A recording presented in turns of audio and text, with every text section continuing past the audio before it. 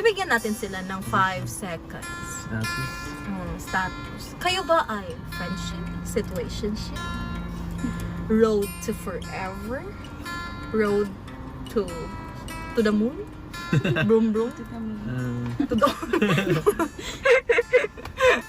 ano ba talaga? Yes.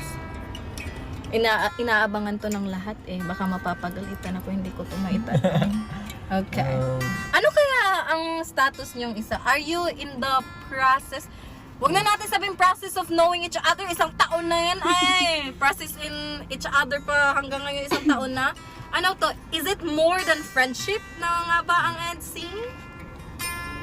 Hindi ko kayo pinipilit ha. Nasa inyo lang yan.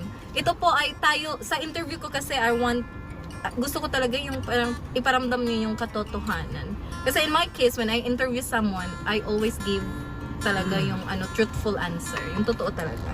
Now, if you do want to share it, if hindi nyo mamasamain dalawa, I want to know. Kasi nga, umabot na tayo ng isang taon eh. Anong status ng EDC? Wala. Yeah. Ikaw, Edo, Best dito friends tayo. or more than best friends? Best friends na. So, it means more than friendship. Lumago na talaga yung samahan. Am I right? Lumago na. Parang kung sa flower pa, kung sa ganito na. Tama ba? Am I right? Yes. Okay. More than best friend. Paklaruhin natin to. More than... Nabibingin ako. 2% na lang ako. Bilis-bilisan nyo. Anong sinabi? Okay. More than best friend? Yes. Si Viance. Status. Ibulong mo? Ibubulong mo sa akin? Ibubulong mo? Okay. Dahil si Viance ay minor de edad pa, Oo, very. hahayaan natin si Edo na magsiwalat.